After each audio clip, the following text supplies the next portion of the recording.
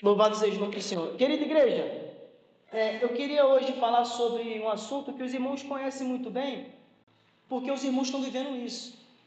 Eu queria falar hoje sobre uma jornada de milagres. Não é um momento de milagres, não é um dia de milagres, não é um mês de milagres, não é um ano, não é 10 anos, é uma jornada. Ou seja, começou e tem um fim, mas do começo ao fim tem milagre. Ou seja, é uma jornada de milagre. E é sobre isso que eu quero falar nessa noite. Mas antes de falar sobre propriamente isso, eu queria fazer um alerta para a igreja. E esse alerta eu não vim preparado para fazer. Foi o Senhor que falou comigo ali no banco. Eu queria dizer que em nosso meio, principalmente na Assembleia de Deus, tem muito isso. Existe uma sedução no nosso meio, desde o púlpito até lá na portaria, por novidades. Isso é normal. Somos seres humanos, né? A gente está sempre querendo ouvir algo novo, a gente está sempre querendo receber algo novo, e não tem pecado nenhum em você querer algo novo na sua vida. Só que eu tenho um alerta para dizer para a igreja que Deus não tem algo novo para nos dar. Ele tem a sua palavra para nos dar. E é a sua palavra que traz novidade para a nossa vida. Por quê? Por quê? Porque se você vir ao culto, senta para ouvir a palavra e o pregador prega um versículo que você conhece de cor e salteado, você automaticamente, o teu pensamento já desconsidera o pregador pregar antes dele abrir a boca. Exemplo, João 10:10. O ladrão não vem senão para matar, roubar, destruir. Você conhece. João 3,16. Você conhece. Gênesis 1:1. Você conhece. Ou seja, quando o texto é conhecido, quando a passagem bíblica é conhecida, nós, como seres humanos, automaticamente, nós já desconsideramos a revelação da palavra. E nós estamos errados em fazer isso. Porque o texto pode ser conhecido, a passagem pode ser conhecida, mas o Senhor, quando abre sua boca, transforma tudo em novo. De tal maneira que quando Cristo Jesus veio em carne, ele não pregou novidades. Não, ele não pregou nada novo, porque ele pregou a lei, os profetas e os salmos. Agora, o que tinha de novo na palavra de Cristo Jesus? É porque antes de Cristo vir, a lei, os profetas e os salmos estavam tudo escondido. Ele trouxe a revelação da lei, trouxe a revelação dos profetas, trouxe a revelação dos salmos. De tal maneira que ele revelou e cumpriu. Não é verdade? Quando os discípulos estão indo para Emaús, frustrados, eu não queria falar nada disso, o Senhor falou comigo aí agora. Frustrados indo para Emaús, depois da crucifixão do Senhor, aqueles dois homens em Lucas 24, eles não sabiam ainda que Jesus tinha ressuscitado, e eles estavam questionando ali, entristecidos. Jesus se apresenta naquele caminho e pergunta: que discutais? Que discutais? E eles falam: você não sabe que Cristo Jesus morreu? Aí Jesus falou assim: ó nécios, não sabeis que tinha que se cumprir tudo quanto havia sido profetizado? Ou seja, tinha que se cumprir, tinha que ter sido revelado e tinha que ter sido cumprido. Então nessa noite, irmão, não desvalorize a mensagem. Pode ser Salmo 23, que todos nós conhecemos, mas dentro daquela mensagem tem revelação de Deus para a nossa vida, tem revelação de Deus para a tua vida. Em primeiro lugar, uma jornada de milagres não começa em nós. Guarde isso para você. Uma jornada de milagre não começa em nós, começa em Deus. Você sabia disso? Em primeiro lugar, o convite, observe, o pastor falou que teve um jovem que se entregou para Jesus ontem. Deus fez um convite para ele ontem. Ali começou a jornada dele de milagres. Sim ou não? Sim. O convite, o chamado e a vocação para viver uma vida de milagre não está nas minhas escolhas. Depois você vai entender isso. Está em Deus. Por quê? O convite para uma vida de milagres, o convite para uma vida de desafios vencidos, o convite para uma vida de batalhas vencidas está em Deus. Por quê? Porque o convite de Deus está atrelado, conectado, baseado no seu caráter, irmão. E eu vou provar para os irmãos isso. Ou seja, o convite para você viver milagre está no próprio Deus. É Ele que te convida para você viver milagre, baseado em quê, pregador? No seu caráter. No seu caráter, na sua pessoa. Agora, o que é caráter? Eu anotei aqui. Caráter é o conjunto de qualidades morais e éticas que define a personalidade de um ser. Isso aqui é muito profundo. Por quê? Se o convite para viver milagre está condicionado ao caráter de Deus, então eu tenho garantia que vou ter sucesso. Tenho garantia que vou ter resposta. Então, o convite que Deus faz para mim e para você caminhar com Ele, vencer barreiras, vencer batalhas e viver o milagre está condicionado ao seu caráter. Agora, quer ver a prova disso? Nós vamos lá. A palavra do Senhor diz em Êxodo 34, 5 e 6, diz assim, quando Moisés pediu para ver a face do Senhor, o Senhor falou assim, minha face tu não vai ver, mas tu vai ver toda a minha bondade passando por diante de ti. Quando Deus falou isso para Moisés, diz a palavra do Senhor que quando Moisés estava na fenda da rocha, depois você nem casa, quando Moisés estava na fenda da rocha para esperar ver o Senhor, diz a palavra que o Senhor passou e apregoou para Moisés o nome do Senhor. E sabe o que o Senhor Deus disse? Disse assim, ó, misericordioso e piedoso é o Senhor. Ou seja, quando Deus convida você para vir para perto dele, quando Deus convida você para viver uma vida com ele, quando Deus convida você para trilhar esse caminho, botar a mão no arado, esse convite está conectado com o caráter dele, que é misericordioso, piedoso, longânimo, benevolente e justo. Ou seja, vou melhorar para você, quando você aceita o convite do Evangelho, sobre ti a misericórdia, sobre ti a piedade, sobre ti a longanimidade, benevolência e justiça. Não é só aceitar ser crente, não é só aceitar ser obreiro, não é só aceitar ser alguém na obra, não. Ao aceitar o convite, sobre ti a misericórdia de Deus, piedade de Deus, longanimidade de Deus, paciência, amor, justiça. Josué 24, 16 a 20, Josué disse algo que eu vou falar no final, mas vou antecipar para você, algo muito interessante. Ele falou assim, Israel, vocês conhecem esse texto, que ele diz que eu e minha casa serviremos ao Senhor. Só que ele faz um alerta, porque ele já está encerrando a sua carreira. Lembra que Paulo, quando vai encerrar a carreira, ele faz o alerta? Então, Josué também. Quando ele está encerrando sua carreira com 110 anos de idade, já velho, ele diz para Israel, olha só, Israel, escolhei, pois, agora a quem servais, aos deuses do Egito, aos deuses de Canaã, ou ao Senhor nosso Deus. Aí Israel diz assim, nós serviremos ao Senhor. Josué capítulo 24, a partir do verso 15. Aí Josué, ao ouvir o povo declarar, Josué faz um alerta. Josué diz o seguinte, olha só, vocês mesmos sois testemunhas contra vós mesmos, porque vocês estão dizendo que vão servir ao Senhor. Agora, se vocês voltarem atrás da palavra que vocês estão dizendo hoje, vocês são testemunha contra vós e o Senhor vos consumirá. Por quê? Por causa de dois atributos, fidelidade e zelo. Fidelidade e zelo. Ou seja, aquilo que eu declaro, o Senhor está anotando, e Ele quer fidelidade e zelo. Ah, por que eu estou pregando dessa maneira no começo? Porque nós vamos aqui falar a respeito da vida de um homem que viveu ao pé da letra tudo isso que eu estou falando. Agora, é possível? É possível. É possível. Desde que a gente tenha uma atitude que nós vamos descobrir aqui agora. É possível viver debaixo da graça do Senhor agradando? É. É possível viver debaixo da graça do Senhor andando em justiça? É. É possível viver fugindo do pecado, fugindo das coisas que não agradam ao Senhor? É. É difícil, mas é possível. Mas como que a gente consegue? Nós vamos ler aqui na palavra do Senhor. Êxodo 33, verso 6, diz assim a palavra do Senhor. Então os filhos de Israel se despojaram dos seus ornamentos diante do Monte Horebe. Em primeiro lugar, qual é o contexto dessa passagem? O contexto é o seguinte, Moisés foi chamado pelo Senhor para subir o monte para receber a revelação da lei. Amém. Moisés subiu, ficou 40 dias, 40 noites, não teve fome, não teve sede, porque a presença e a glória do Senhor supriu Moisés nas suas necessidades físicas. Quando Moisés está lá no monte, o Senhor já adverte Moisés, Moisés, olha só, desce logo lá. Estava tão bom aqui, né? Mas desce, porque o teu povo, olha só como é que o nosso Deus é tão tremendo e zeloso. Enquanto o povo está na obediência, é povo de Deus. Enquanto o povo está na desobediência, é teu povo.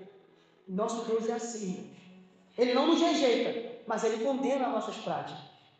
É o Senhor que faz isso. E Ele fala assim, desce porque o teu povo tem se desviado de mim e tem adorado a outros deuses. Aí quando Moisés chega no pé do monte, ele vê o povo dançando, festejando, cheio de brincos, de cordões, adorando ao bezerro. Moisés quebra as tábuas da lei no pé do monte, convoca os levitas vai, mata os seus irmãos, e ali Moisés diz para o povo, vou subir de novo. Na primeira vez ele subiu para receber a revelação, na segunda vez ele não sobe para receber a revelação, porque ele já tinha, ele sobe para interceder pelo povo. E é aqui que começa a minha mensagem. Por causa desse evento, na história de Israel, o Senhor decide não andar mais no meio do povo. Até o evento do Monte Horebe, a Bíblia diz que o Senhor era coluna de nuvem de dia e coluna de fogo de noite. Ou seja, o povo ia e o Senhor ia junto com o povo. Após esse evento, Deus decide não estar mais no meio do povo. E é aqui que Deus está falando comigo e com você. É aqui que Deus está falando comigo e com você. Por quê? Se Deus decide não estar mais no meio do povo, então é o povo que agora tem que decidir estar com Deus. Entende? Se Deus decide não estar mais no meio de Israel, é agora Israel que tem que decidir ir até o Deus de Israel. Essa é a nossa luta, ir até o Deus de Israel. E aí diz a palavra do Senhor que Moisés, ao descer do monte pela segunda vez, ele arma uma tenda fora do arraial. E por que, pregador, Moisés estabeleceu uma tenda fora do arraial, se o propósito primário de Deus, quando tirou Israel, era andar no meio de Israel? Para mostrar para Israel que para Deus estar no meio da congregação, para Deus estar no meio de Israel, tem que ter santidade, zelo e fidelidade. Mas isso nós sabemos, tudo bem, mas não pode ser deixado de ser pregado. Então, quando Moisés armou a tenda lá fora, o povo ficava nas suas casas, a tenda ficava lá fora.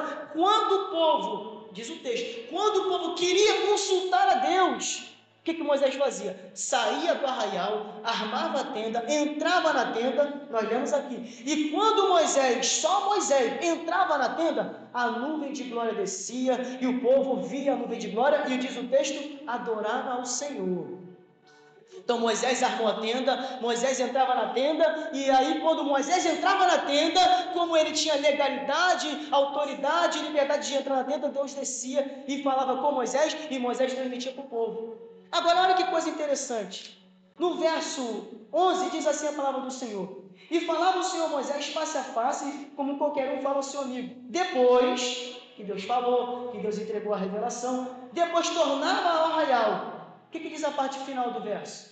Mas Josué, filho de Nun, nunca se apartava do meio da tenda. E aqui Deus me pegou. Porque o próprio Moisés saía, mas tinha um que perseverava em ficar. O segredo para uma jornada de milagres não é ser crentão. O segredo para uma jornada de milagre não é ser perfeito. O segredo para uma jornada de milagre não é ser modelo para o próximo. O segredo é nunca sair de dentro da tenda. O segredo para uma jornada de milagres é não sair da tenda. E o que é não sair da tenda? É não deixar de buscar ao Senhor. O que é não sair da tenda? É não deixar de dar crédito à palavra do Senhor. O que é não sair da tenda? É sempre estar em oração. O que é não sair da tenda? É deliberadamente renunciar àquilo que nos agrada. O que é não sair da tenda? É estar submissa à vontade do Senhor. Essa atitude de Josué conquistou para ele uma vocação extraordinária. E é sobre Josué que eu quero falar aqui nessa noite. Então, a atitude... Agora, pregador, mas a Bíblia diz, olha só, porque enquanto a gente prega, na nossa mente, Satanás fica tentando várias questões. Mas, pregador, não foi Josué que conquistou a chamada. Verdade? Porque a Bíblia diz que nós fomos eleitos desde a fundação do mundo. Nós sabemos, a nossa teologia pentecostal nos fala que não é nós que escolhemos a Deus, é Deus que escolhe a nós. Sim, mas a partir do momento que Deus me escolhe, me vocaciona, me elege, me vocaciona, me chama, ali começa a minha escolha. Quando Deus me elege na fundação do mundo, me escolhe no tempo, me vocaciona no dia da visitação, a partir daquela vocação eu escolho servir ou não, eu escolho adorar ou não, eu escolho fazer a vontade de Deus ou não. Ou seja, Deus havia escolhido Josué, sim, antes da fundação do mundo, como diz a palavra do Senhor. Mas Josué escolheu ficar na tenda, ser obediente, servir a Moisés e ganhou uma chamada maravilhosa. Então, em primeiro lugar, a chamada começa em Deus. Em segundo lugar, a chamada traz para nós todos os atributos de Deus. Quem se lembra que lá em Atos 9, quando Saulo de Tarso está indo para Damasco perseguir a igreja, Jesus adverte ele com uma situação muito, muito intrigante. Jesus fala assim: Saulo, Saulo, por que me persegue? Não, Senhor, estou indo atrás dos cristãos. Estou indo atrás, não era nem cristão ainda que falava, é os do caminho. Mas Jesus falou assim, não, mas você entende atrás dele, mas eu estou sobre o povo. O povo está com a minha divindade sobre eles. Então, se você está perseguindo o povo, está me perseguindo. Então, a tua chamada tem os atributos de Deus sobre ela. Tem os atributos de Deus sobre você. O nosso pastor falou sobre livramento, irmãos. Eu tenho vivido dias que eu sinto o livramento, mas eu não vejo, mas eu sinto. Eu sinto que Deus está me livrando ao sair, ao voltar. Eu quero declarar isso aqui, talvez alguém esteja vivendo alguma coisa. Eu sinto que eu passo determinado de certas pessoas que, se pudessem, tirariam minha vida. Mas eu estou aqui agora pregando a palavra. Eu sinto que eu passo diante de situações que o inimigo tinha algo preparado para mim ali. Mas eu estou aqui hoje. Por quê? Há os atributos do Senhor sobre a minha vida. Agora, interessante em segundo lugar. O Deus que chamou, olha só que coisa tremenda. Deus chamou Abraão, Isaac e Jacó e lhe fez uma promessa. Tem o tempo da promessa, o tempo da espera e o tempo do cumprimento. Para Abraão, Isaac e Jacó, tinha só uma palavra de promessa. Agora, para Moisés, Josué e os juízes, tinha uma palavra de cumprimento de promessa. Olha só que coisa linda. Na nossa vida tem o tempo da promessa, que é o tempo de Abraão, Isaac e Jacó. Prometeu, nenhum dos três viu a promessa se cumprir. Não viu. Jacó morreu no Egito. Não viu a promessa se cumprindo. Mas para Abraão, Isaac e Jacó, Deus prometeu a promessa. Já para Moisés, Josué e os filhos, Deus fez que a promessa se cumprisse no seu tempo. Esse é o nosso Deus. É o Deus que promete e é o Deus que cumpre. Agora, a palavra do Senhor diz também, a palavra do Senhor diz, lá em Êxodo 3,10, diz assim para Moisés, vem, pois, agora, que eu enviar-te-ei a Faraó. Eu enviar-te-ei a Faraó. Então, Moisés, quando foi para Faraó, ele foi baseado na vocação que Deus havia dado para ele, no seu nome, nos seus atributos. E da mesma maneira que Deus falou a Moisés, Deus falou a Josué. Em Números 27, 18, olha só que coisa tremenda, porque eu quero que você entenda esse raciocínio. Em Números 27, 18, Deus disse assim para Moisés, Moisés, tu já está velho, já está avançado em dias, e tu vai descer e vai se encontrar com os teus antepassados. Chama Josué, impõe sobre ele as tuas mãos, e proclama diante do sacerdote e diante da congregação que ele é o teu sucessor. Ou seja, a promessa, os atributos que estavam sobre Moisés são passados para Josué. E depois que Josué morre, no capítulo 24, essa mesma promessa, esses mesmos atributos, essa mesma autoridade é passada para os juízes. Agora, mas pregador, por que você está falando isso? Porque se foi passado de Moisés para Josué, de Josué para os juízes, de juízes para Saul, de Saul para Davi, de Davi para toda a sua descendência, até chegar em Cristo Jesus, e de Cristo Jesus, por meio do Espírito Santo, foi passado a nós. Então está conosco a promessa de uma jornada de milagres. Está conosco uma promessa de uma jornada de milagres. Mas o que mais me chama a atenção, eu já vou partir para o final, é que o que mais me pegou é que duas decisões têm duas consequências diferentes. Observe que quando Moisés subiu o monte para receber a revelação, isso aqui acontece na nossa vida todos os dias, tá bom? Todos os dias acontece isso. Todos os dias é um monte Sinai na nossa vida. Por quê? Porque todos os dias o Senhor está fazendo a gente subir um monte espiritual, mas Ele também está provando a gente na espera do milagre acontecer. Quando Moisés sobe o monte, diz a palavra do Senhor que o povo, a massa, a multidão, decide adorar outro Deus. Porém, os levitas, inclusive Josué e Caleb, decidem esperar a revelação de Deus. Olha só como é que o nosso Deus ele é justo. Para o povo que não esperou a promessa, para o povo que não esperou com paciência a revelação, o Senhor trouxe castigo, trouxe juízo e trouxe uma palavra muito dura. Qual foi, pregador? Deus disse para aquele povo, todos aqueles, Moisés, que saíram do Egito, que estão contigo no deserto, nenhum deles vão experimentar a terra de Canaã. Todos vão morrer no deserto. Agora, Moisés, Josué e Caleb, esses vão entrar na terra, esses vão possuir a terra, esses vão comer das uvas, esses vão comer do fruto, esses vão habitar, esses vão ver a promessa se cumprir. Isso aqui é muito interessante na nossa vida, porque a gente tem que saber que escolhas evidentemente, é a natureza da vida, gera para nós consequências.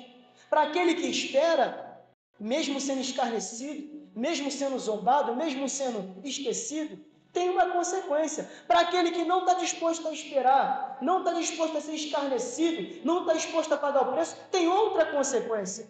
A consequência daqueles que não esperaram a promessa foi morrer no deserto. Mas a consequência daqueles que esperaram a promessa, caminharam com Deus, foram fiel, foi possuir a terra. Então, nessa noite, todos nós que estamos aqui, inclusive eu, esperamos uma resposta de Deus. Esperamos um milagre de Deus. Esperamos um ponto favorável em nossa história. Ainda não chegou. Mas se nós perseverarmos como Josué fez, nós vamos colher os frutos dessa caminhada. Por que eu comecei dizendo que a jornada não começa em nós? Porque já pensou se a jornada de milagre fosse fruto das nossas escolhas? Já pensou se a nossa jornada de milagre, de ser um crente abençoado, fosse somente fruto das nossas escolhas? Quem aqui poderia levantar a mão e dizer que tem convicção que ia ser abençoado? Ninguém. Porque toda hora a gente falha.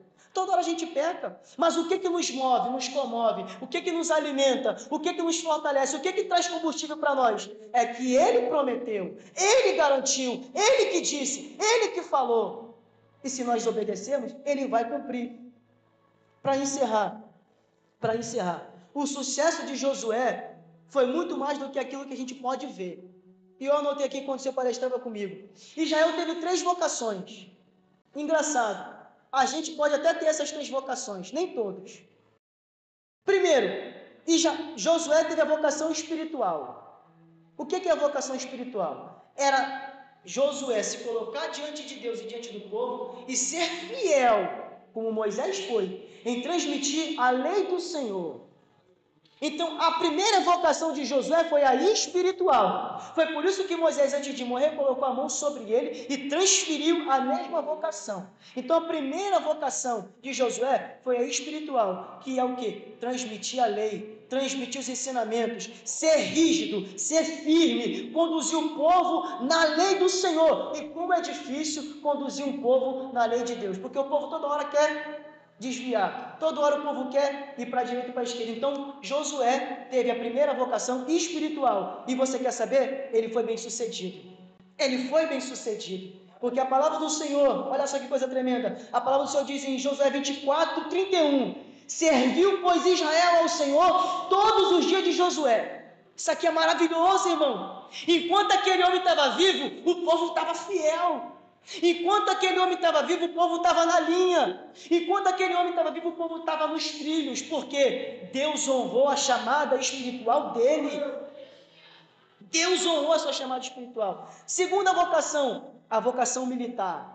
Josué foi chamado como líder espiritual, mas também foi chamado como líder militar. Ele que ia à frente das batalhas. Ele que conduziu o exército de Israel. Foi ele que fez, pela sua unção, pela sua comunhão, o Jordão secar e o povo passar. Foi ele que invadiu Jericó sem dar uma só palavra, sem dar uma só lance de espada e lance de lança. Foi ele que possuiu Jericó. Foi também ele que caiu diante de Ai. Mas o pecado não foi dele, foi do povo. Mas caiu diante de uma circunstância. Foi ele que Deus restaurou e fez tomar Ai. Foi ele que destruiu as nações dos cananeus.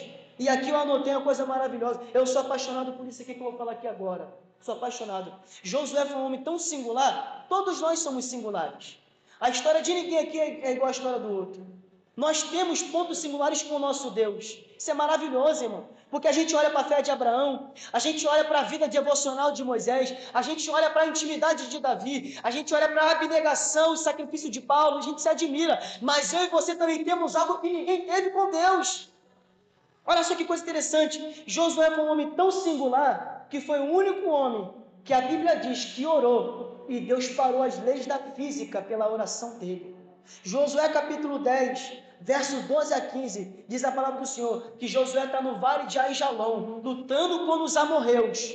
Só que Josué está percebendo que o sol está se pondo, a lua está vindo, ou seja, está escurecendo. Josué sabe que Israel ainda não tem experiência de guerra. Josué sabe que Israel ainda não é experimentado em batalhas. E se o sol cair e a lua vir ficar escura, Josué pode perder aquela batalha.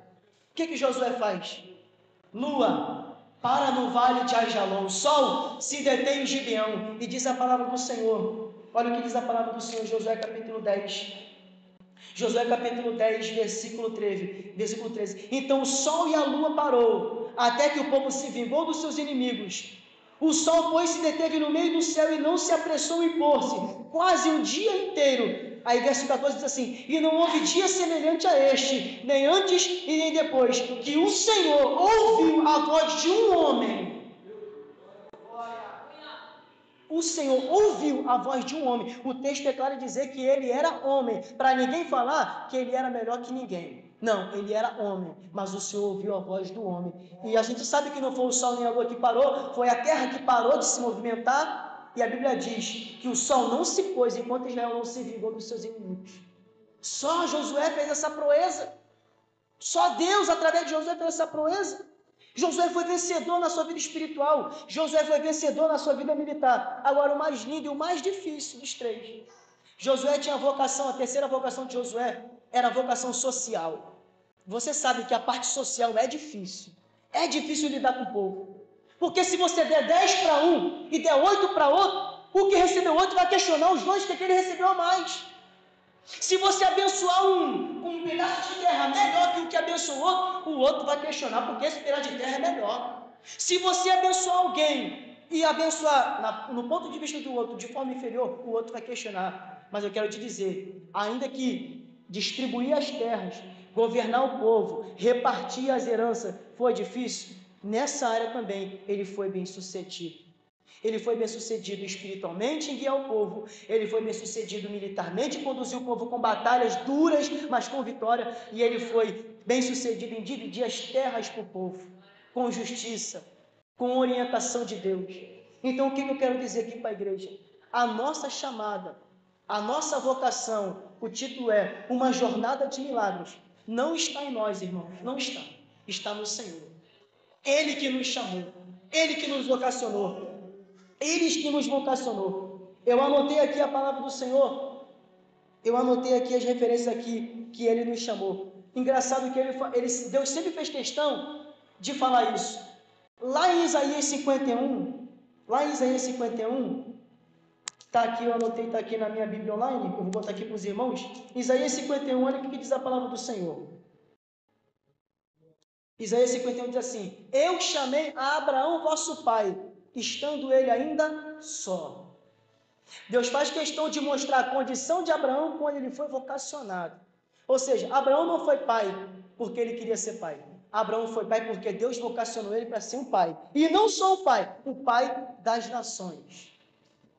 Então, nessa noite, já partindo para o final, irmãos, eu quero dizer para vocês, a nossa jornada é de milagres. E por que a gente tem que confiar nessa jornada? Ainda que os dias são maus, ainda que há escândalos, ainda que há perseguições, ainda que há muitas portas fechadas que deveriam estar abertas. Mas por que a gente tem que continuar confiando? Por que a gente tem que continuar vindo às quarta-feiras para o culto? Por que a gente tem que continuar ainda se debruçando sobre este livro para pregar? Por que a gente tem que continuar ainda com a palavra positiva da parte do Senhor? Porque essa palavra, essa mensagem não é nossa, é do Senhor. Há o peso de Deus sobre a mensagem, há o peso de Deus sobre a vocação. Você não é privado de se frustrar. Você não é privado de desanimar. Deus não priva a gente das nossas emoções. Deus não anula em nós a tristeza, as ânsias, as coisas ruins. Não. Mas Ele sempre tem uma palavra no final de tudo isso. Ele diz assim: continua crendo, continua perseverando. A tua jornada não começou em você, começou em mim. A tua jornada não começou em você, começou em mim. Olha o que Paulo diz. Efésios capítulo 1, verso 3, diz o apóstolo Paulo: bendito seja o Deus e Pai de nosso Senhor Jesus Cristo, o qual nos abençoou com todas as bênçãos espirituais nos lugares celestiais em Cristo Jesus, como também nos elegeu nele antes da fundação do mundo, para que fôssemos santos e irrepreensíveis diante dele. Foi ele que elegeu, foi ele que escolheu. Aonde eu vou, irmão, agora sou eu. Aonde eu vou, o Senhor fala para mim que foi Ele que escolheu. Por que Ele fala isso? Para que quando eu venha estar diante de um desafio, eu não venha me esquecer que foi Ele que me escolheu.